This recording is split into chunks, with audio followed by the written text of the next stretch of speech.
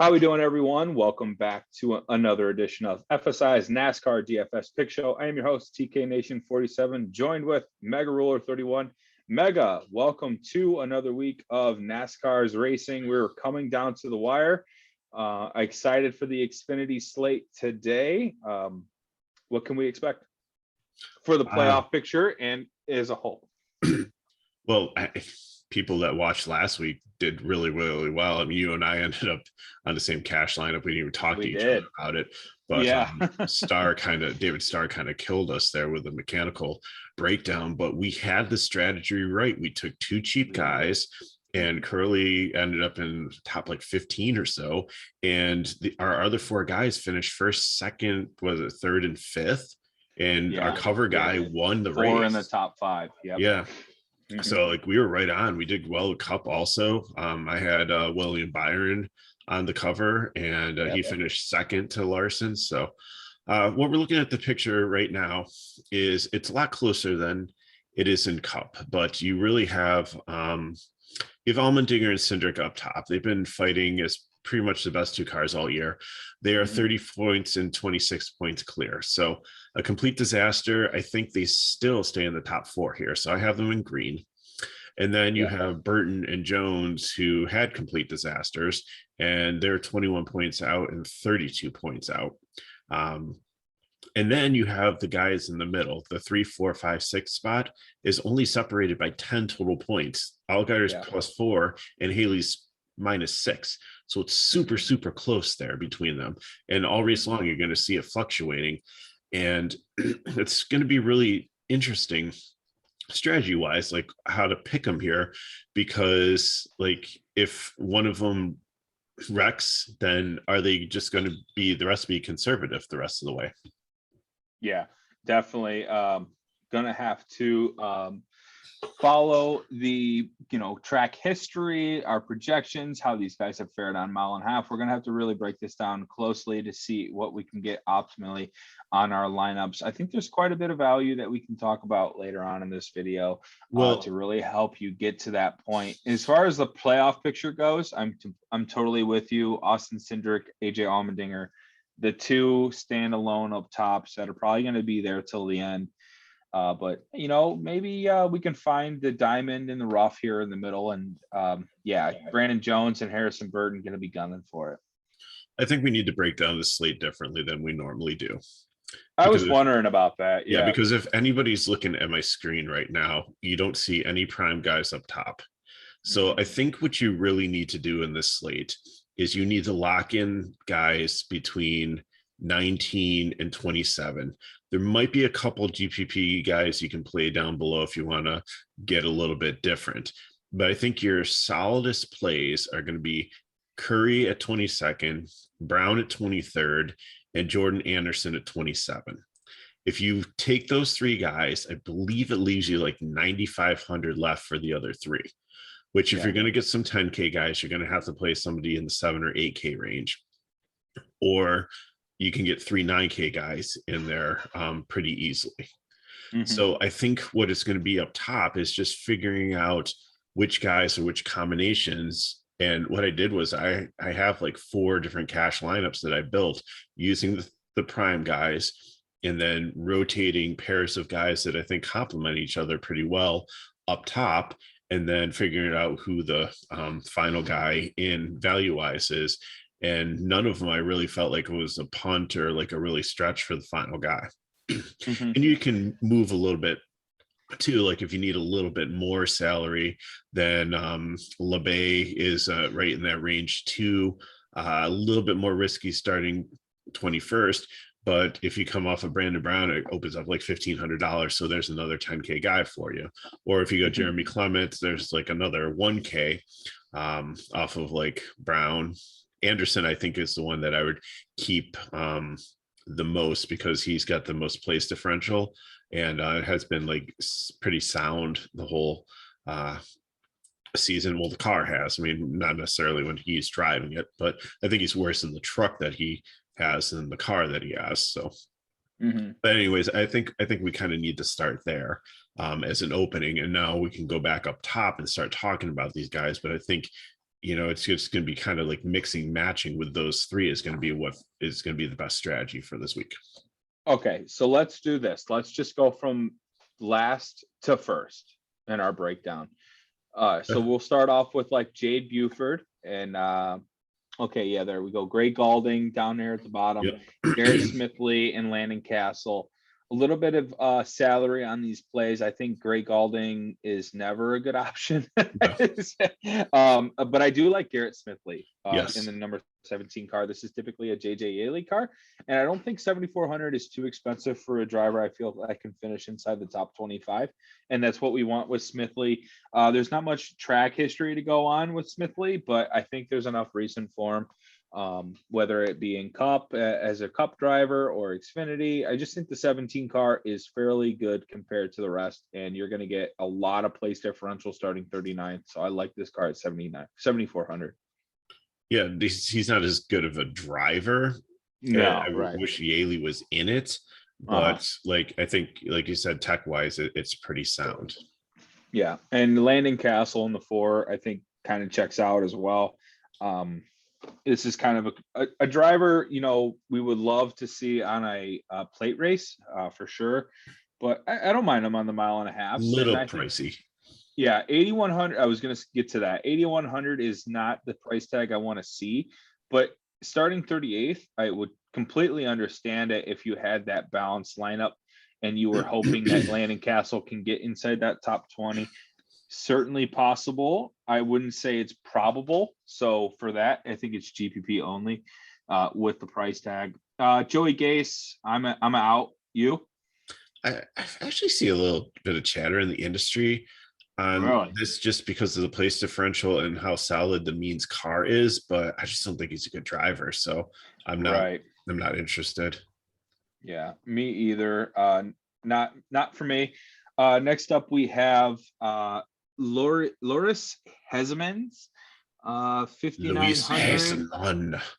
Yeah, 61 car, not a terrible car.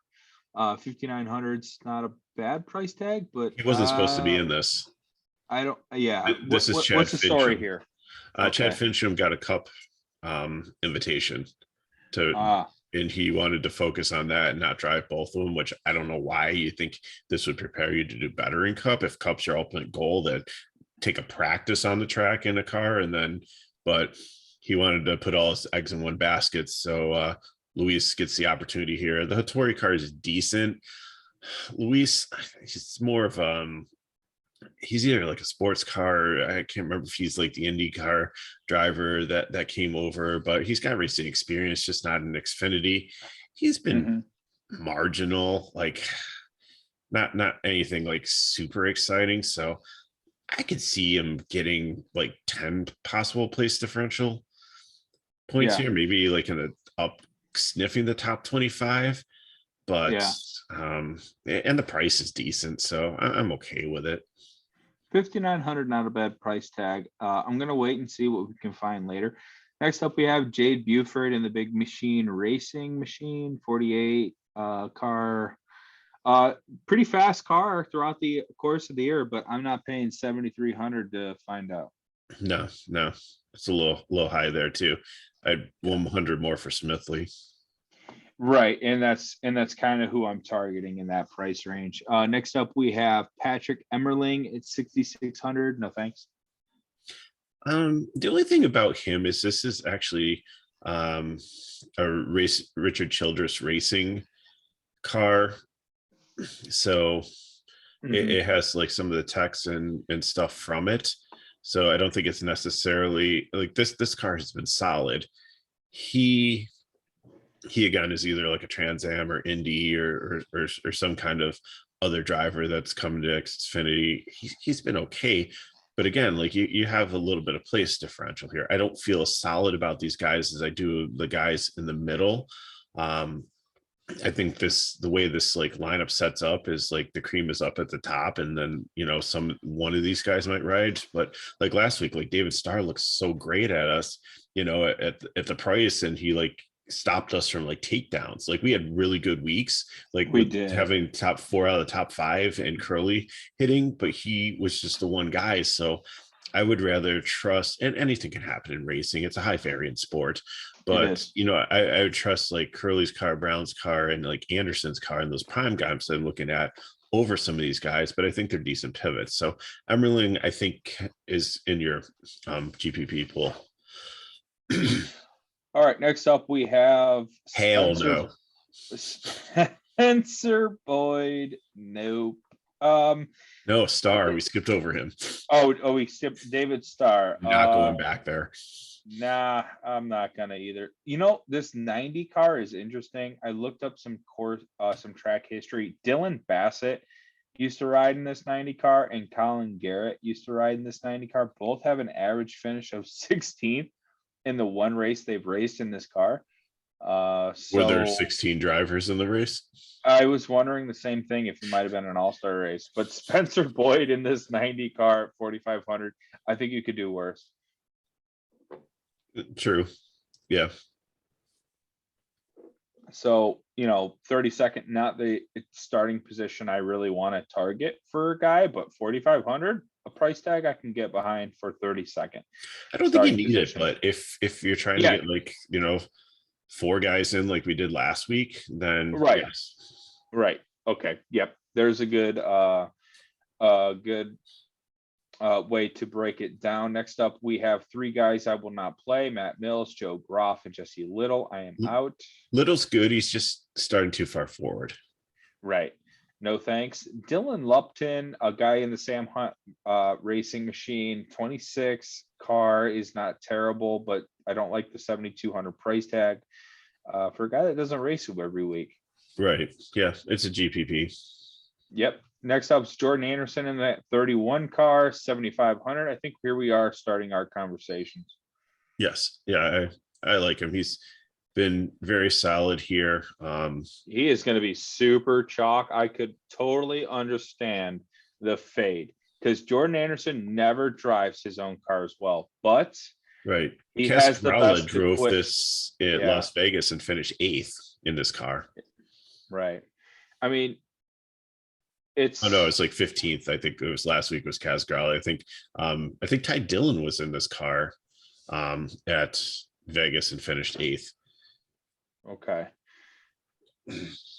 Casgrale 13th in that finish. Okay. That's not far off to, what we were expecting. All right. Next up, we have, obviously Jordan Anderson, I think is going to be a fine play. I think he makes for a good GPP fade. And you can maybe pivot to a Garrett Smithley because I think everyone's going to play Jordan Anderson starting 27th. And Jordan Anderson can always just bail on a race. It's just what he does from time to time. But then again, he can always finish like 14th. It's a risk versus reward. Mason Massey, Kyle Weatherman, no thanks. Yeah, start too far forward. Mason Massey's car is just garbage. Yep, and I'm not playing Jeffrey Earnhardt ever, especially starting 24th. GPP with the price, but yeah, really out. You sucker. All right, next up we have Brandon Brown. This is probably my favorite value play on the slate at 7,800. Let's go, Brandon. Oh, Let's go, not. This is a NASCAR video. Be prepared for NASCAR chance. Brandon Brown. Let's go, Brandon. I'm in 7,800. 68 car. Is more popular than Dale Jr. now. He probably. You see the memorabilia going flying off the shelves. It's crazy. Good for him, though. I know it's for seriously. Reason. I know it's for another reason, but he did everything right here. He didn't buy his ride, or like some of these guys built this, right? Yes. Yeah. And it's not his fault they were chanting what they were chanting, and the commentators made this story what it is, but here we are. He's in the middle of it. And if you don't know what we're talking about, we're not going into it. Just Google it. No, we're not. We're not Google even. Let's go, Brandon. We're not even going to come close to talking about it. But people know. And we have no side with whether or not to talk about either one of those point of views. This is not what you came here for. You came here for DFS talk, and we're talking about Brandon Brown being a really good play at 7,800. We've liked him all year. We have, and 23rd is a good starting spot. You didn't have as great a week last week, but I think that's coming off of a historical win in his career. I think he gets back down to business here. He races for money for his solo team, and I don't think playoffs have anything to do with his performance, and he's going to race, and that is why he's a prime play for us. I'm totally on board. And Bailey Curley, I think we should go back to the well as well. 6,500. I completely agree with your assessment here on had such a great race last week. I mean, he's starting a little bit far forward here, so I understand if you want to bail on the 65 and maybe go down to like Emerling or Heseman in a GPP, or I wouldn't go Greg Alding. Do not do that. Or like I said, if you feel like LeBay is a little bit better and you need the $200, I'm okay with that. But I think he is a solid play here. Even if he finishes like 25th, he's still going to get you enough. Yeah, absolutely. Going back to the Bailey Curry, in that 15 car, typically Colby Howard in that car, 6,500 is a really good price tag. Alex LeBay, did you speak on him at all at 6,300? Yeah, I said he's a great like pivot off of one of these guys. Yeah. If you want to go off of like Brandon Brown or Jordan Anderson, just to try to get another 10K guy in there, I think I prefer that over dropping down to some of these guys. But whatever feels more comfortable for you guys. Maybe you would rather take the risk of the drivers and the tech that are lower on down versus like LeBay. If he like crashes and finishes 40th, he loses you like 20 points. So of the active drivers in the field at Kansas, Brandon Brown has an average finish of 14th, and then Alex LeBay has a average finish of 17th in 4 races, but certainly not what we want to see as far as like, do they have the top 10 upside? I don't think they do, but at that price tag, we're really just shooting for a guy to finish inside the top 15, and starting outside the top 20 is right where we want him. Next up, I don't want anything to do with Ryan Vargas. I'm way too far forward. I don't care if he was chance. If he was driving the 54 car, I still wouldn't want Ryan Vargas. That's perfect. I completely agree. Way to break that down. No chance on the 6 car. Jeremy Clements, GBP maybe? I think he's borderline cash here. Starting a little bit far forward, but this guy's a consistent top 15 car. Price is a little bit more expensive than I'd like, but it's not horrible. Like he could be like 7.5 or something. So again, I think he saves you like 10K, 8K off of some of the guys that you might want. A little bit more risky with the starting position, but it's been a good solid, another good like ownership, owner driver team here that isn't out there for all the wrong reasons. Okay. Next up, we have Josh Williams, 6,100. And all I have on the track history is it's not good. Okay. I have him as a GPP just because of the pricing. He's starting a little bit too far forward. And, like we will never, ever play him in cash after we unruin this guy's poor career, playing him like nonstop for the first 10 weeks of the season and watching him wreck over and over and over again just because we said he'd do good. Then we backed off and he started to do better, and then we played him again and he wrecked. And so we just said, okay, you know what? We'll just throw it out there and let the viewers decide. Exactly. So not backing off that position. And here we go. Tommy Joe Martin's starting a little bit too high, a little too pricey, but he'll probably be popular. I hate it. It's like every week. But the reason he's up here is because he did decent last race. And there was a guy, Chris Buescher, for the longest time in Cup, was the exact same play where it was like, okay, he's too cheap. He's too far forward starting. But why do I feel like Chris Buescher is going to finish 12th? You know what I mean? That is what I feel like with Tommy Joe Martins. It's like he's too far forward. He's too cheap. But why do I feel like he's going to finish 15th? You know what I mean? It's just it's just where we're at with him. He has a decent car. I just don't mind him in the 1.5 mile format. For some reason, I don't know. Tell What me I'm wrong. scares me is the like 5 or 6 or 7 guys behind him that I know can pass him. Yeah. If Yeah. there was a bunch of like fluff ahead of him, but there might be only 2 guys that I could see that are ahead of him that would fall behind. Like we are really starting to get into the elite tier here. It Yeah. is solid ahead of him. Right. Yeah. So he's not getting forward probably from this point on.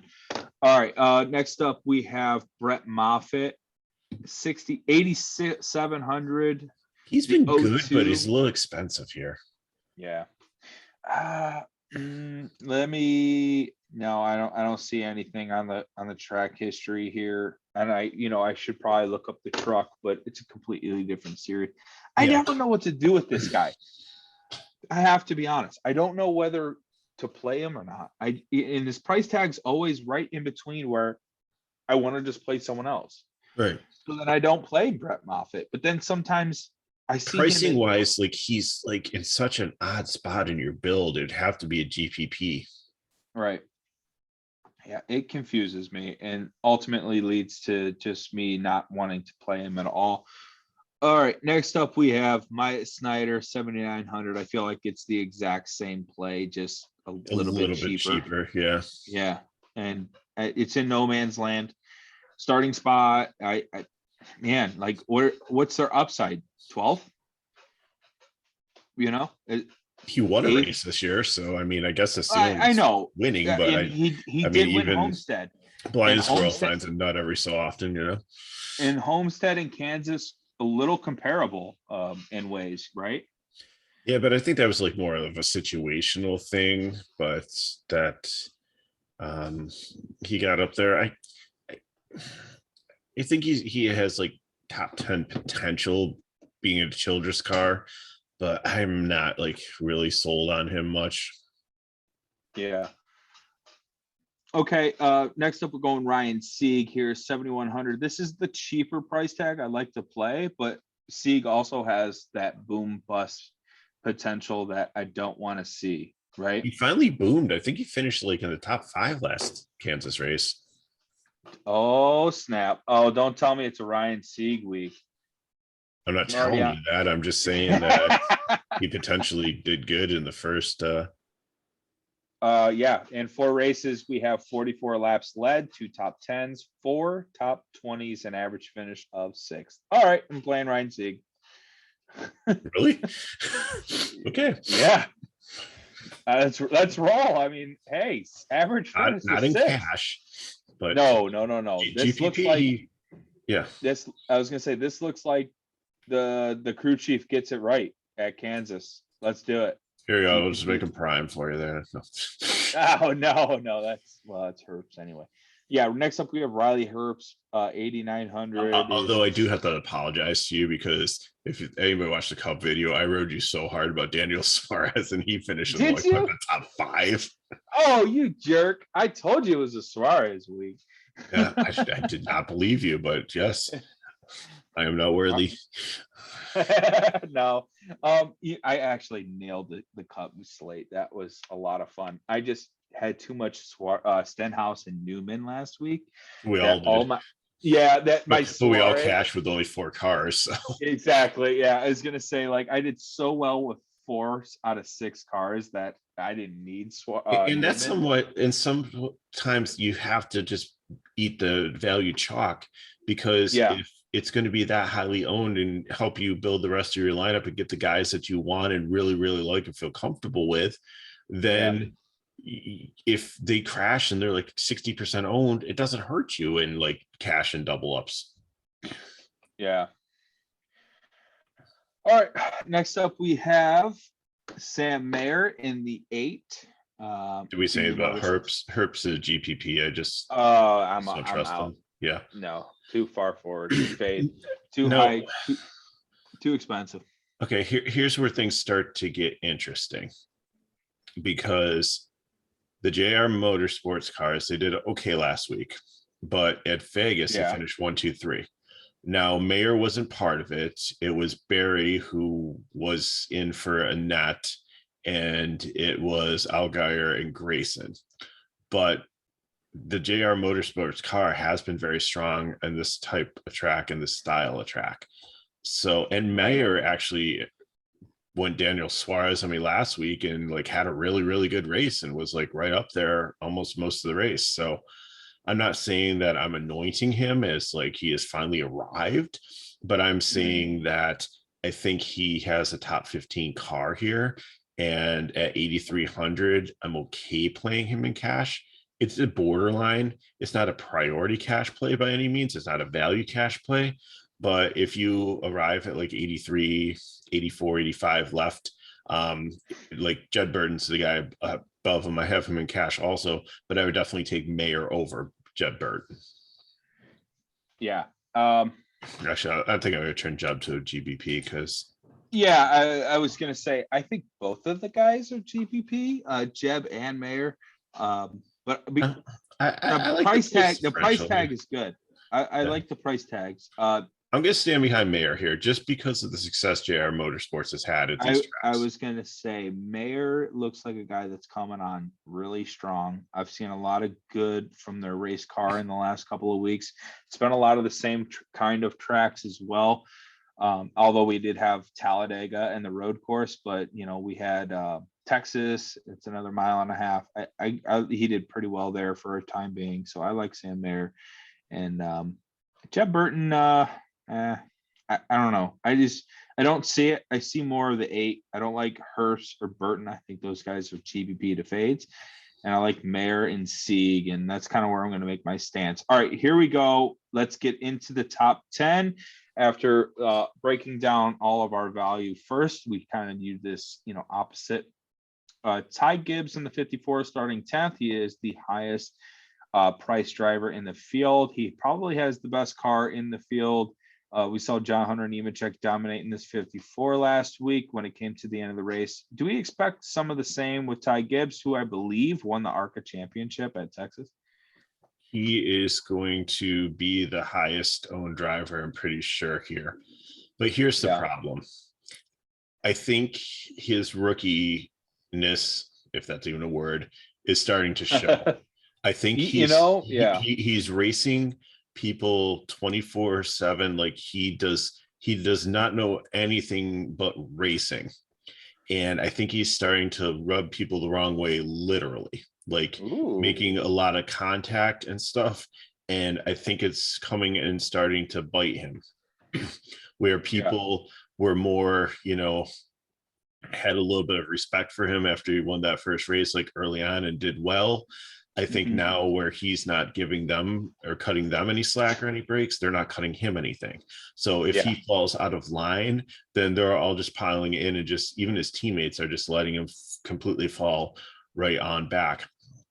The other thing is like, this car was all set up. This was probably one of the best cars, but you still have a bunch of 3 other Joe Gibbs racing cars competing for a title. So I can't imagine that like he's the future, but right now you've got a chance.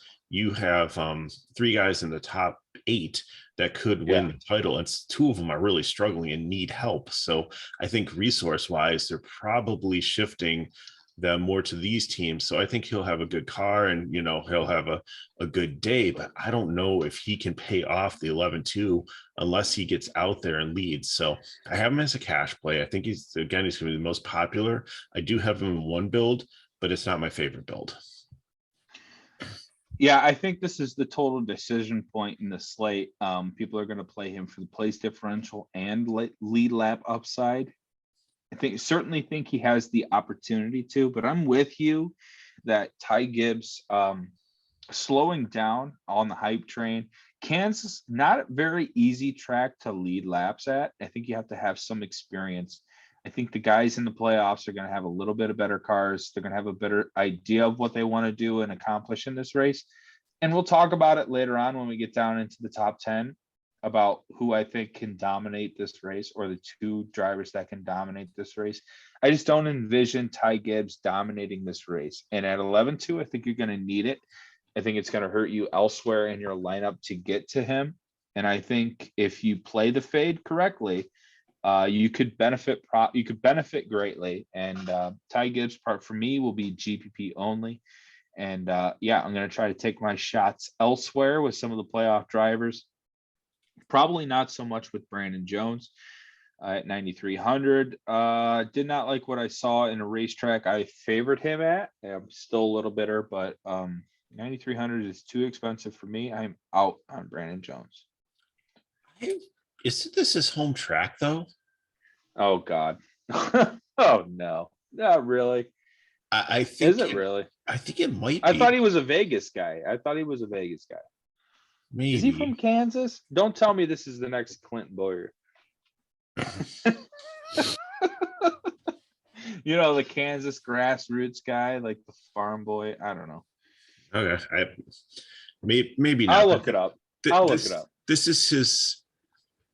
I think this is like more of a type of track that he's good at. Like we said, there's certain tracks. Oh my God, he has 2 wins here. Yeah. Oh no. Are you kidding me? Shoot. All right. Does his family Brandon own Jones, the track or? Brandon Jones has 2 wins, 2 top 5s, 3 top 10s. Over 20 laps led though, so it looks like he pulls it off late. An average finish of 11th, 1 DNP. That's typical Brandon Jones. The only thing that concerns me is that he's so far behind. Like, is he going to be trying? Well, actually, he's so far behind. Nickel and diving stage points isn't going to really matter here. I think. No, he's going to have to win, and he's won here twice. I have to play him now. Yeah, I have to play him now. Damn it! All right, Brandon Jones, just sucker me in one more time. I looked up the Brandon Jones, the strong safety. All right. Next up we have Michael Annett in the Junior Motorsports 7,600. Is that cheap enough? Yeah, I think so. But if you do this, I would do the stack. So play the prime guys stack. And then maybe like stack 4, or you can't stack 4, you stack 3 of the JR cars here. Because this is the car that I believe finished second to Allgeier, but Josh Berry was driving it last time at Kansas. So,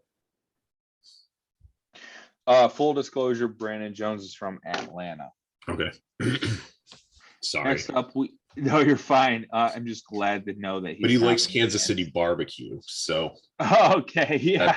That's his favorite. That makes him, basically a regular here in the state of Missouri. Used to live there, by the way. Won't get into it. Next up we have Harrison Burton, 9,900. If I'm playing Brandon Jones, I don't think I'm gonna have room for Harrison Burton. No. Out of the Gibbs cars, he's probably been the worst this year, and 99 is a little. And again, he might be a little bit too desperate. Like Jones, I think, has enough pedigree here and experience that he could go out there and win it. I think Harrison Burton might try to win it, and it'll just cause him to make mistakes. I think after this race, Harrison Burton is going to seal himself out of this. I don't think mathematically it will be possible unless he wins Martinsville after this race that he'll be able to do it. Now watch him win tomorrow. And pretty much. Yeah, pretty much. The history does not serve him well. Average finish the 16th. Not good for starting 7th. Next up, we have Justin Haley in Colleague Racing, 9,100. They haven't been as good on these 1.5 mile tracks, the Colleague cars. No, they have not. I was going to mention that when we got to Allmendinger. I've seen Allmendinger start out on the pole after dominating a racetrack. They go to 1.5 miles. He completely shoots the bed. And yeah, I'm out on Colleague Racing tomorrow. Jeb Burton, Justin Haley. I might have a couple of shares of Allmendinger. I'm just going to tie that in together. The Haley and Allmendinger. His overall season success might, and Allmendinger will be there in the top 4. I'm not worried about that. And I even think Haley will have a shot come Richmond or Martinsville, next week, to put himself in position to get into the playoffs in the top 4. And hopefully he just doesn't wreck himself too much in this race. And I think they know that as a team. It's like they're going to be conservative. They're just going to try to finish the race inside the top 10. And that's not what I want. I think teams like Brandon Jones, and here I am convincing myself of this. are going to be trying to win. Ty Gibbs going to try to win because he knows nothing else. Sam Mayer, Junior Motorsports, another thing. Like I think these guys are going to be more aggressive because they're trying to win the race. And the pressure's on because the first Right. race was won by a guy that's not in the playoffs. So there was no automatic in on that one. And Haley is so close. Like I said, there's only a 10-point differential here. He can really is one that's probably gonna be focusing on like stage points and stuff and trying to nickel and dime his way into the top 4. It only takes like a couple really good stages. You don't have to win the race. You just have to finish well and do well in the stages, which might lead to pit strategies that might put them ahead or behind in the final stage. Next up, we have Noah Gregson in the 9,700. Always a GPP. Always the first bubble. GPP. Yeah. On the right side of the team stack that we like this week, 1.5 miles. Not a terrible spot to be.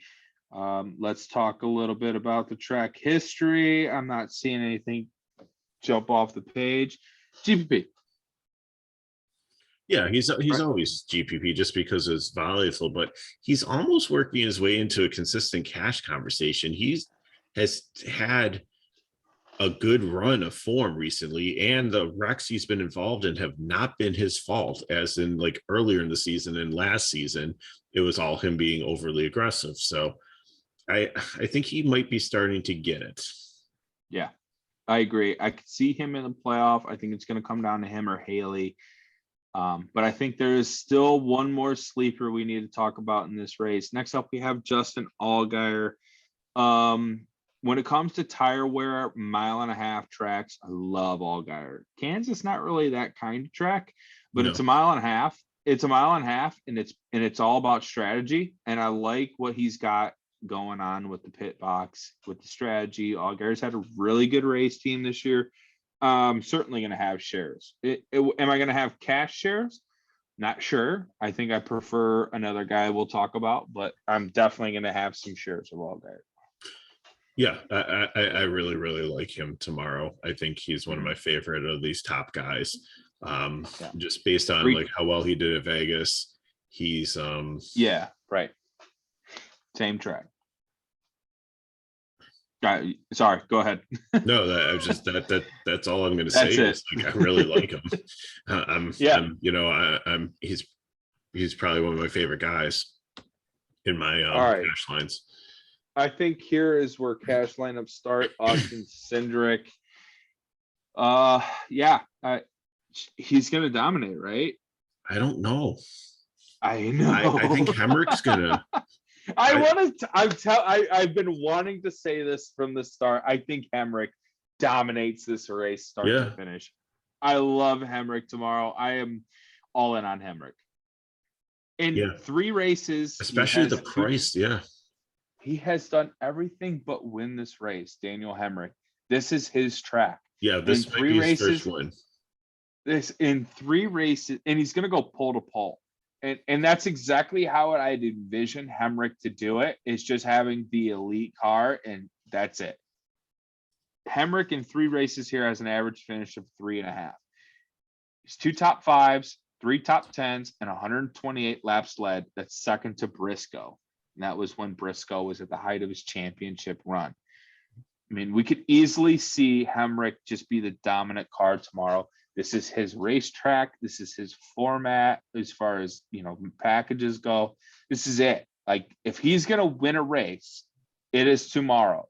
And all I can see in my head is Allgeier or Gregson, probably Gregson, knowing the history of these two, is just going to get in the back end of Hemrick early in this race on a restart, put him in the wall, ruin his chances, and here we are, like with 60% of Hemrick in our lineups going, I hate Noah Gregson, but I'm so glad I hedged the 30% in my other, you know what I mean? Like, it's just, that's how I'm building.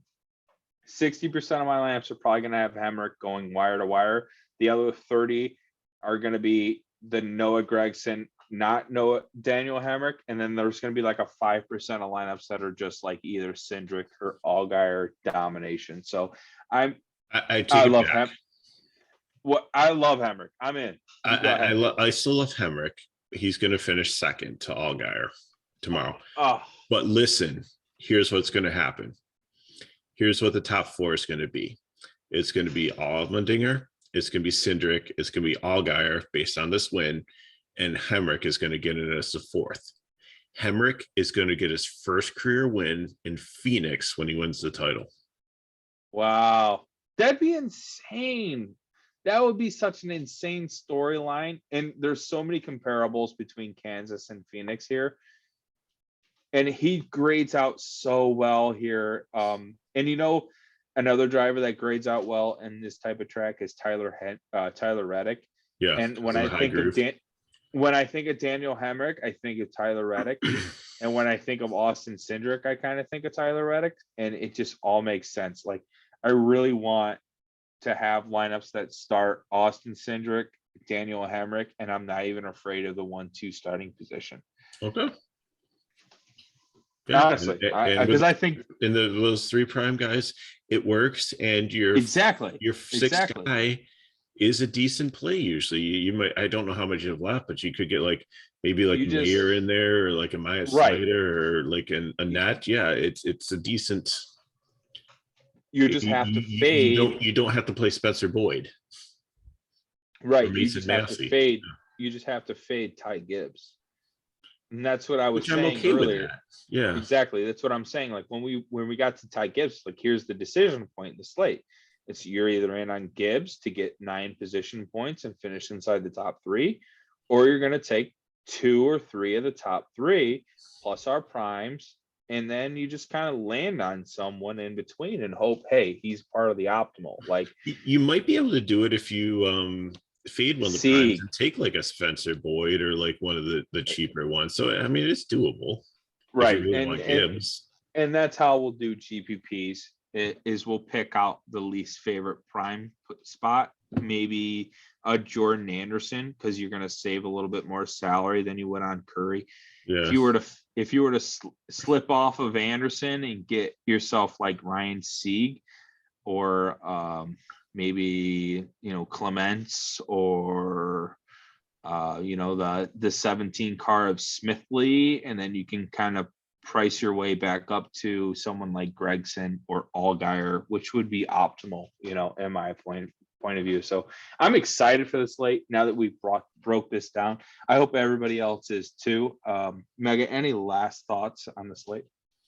No, I think it's a really, really nice one. It's not one of those ones where you're just like, go like guys, it's gonna be volatile. I haven't seen any weather forecasts or anything. I don't know if that's going to play into anything, but I think we're going to be decent, and I'm just looking forward to a really good race. This time of year, it's sad because we're in the playoffs now. We have a really good race in front of us, and most people are going to be watching like college football and right. NBA started back up, and there might not be a baseball game tomorrow. If no, there has to be, because Atlanta and the Dodgers haven't finished their series yet. So really, there'll at least be one game. Oh, hopefully I was sorry. Did that make it to 7? No, this is game 6. Atlanta's up 3-2. Hopefully they don't blow a 3-game lead again. Oh, like last year. I was really. Did we get the Red Sox over the Astros? Or is that series still going too? I think they might be done. Okay. I got a buddy. Yeah, Houston won 5. Houston's in the World Series. They won 5-0 today. Boston won. Houston won. Yep. So they're in the World Series. Unfortunately. No way. I didn't like either team. I just wish could we just cancel? Wasn't Boston up 3-1? No. What am I? All right. Anyway, thank you. Yeah. Anyway, sorry guys. Thank you for listening. And nobody's listening anymore. They just turned us off because we're talking baseball on a NASCAR podcast or video. Well, congratulations to Rodrigo, owner of part owner of our website, for being he was at this game. Oh yeah. Yeah, he was there today. DraftKings gave him field seats. That lucky bastards. He was in the front row. Anyway, all right. Thank you for listening in. Like, comment below. Join our Discord for the core breakdown, for all of the hand build questions that you need. You can follow me on Twitter at TKNation47. That is MegaRoll31. Follow us on Twitter at FSI_DFS and our website FSIDFS.com for that subscription package. All right. 3 left. Yeah. Cup tomorrow. Yep. Enjoy. See ya.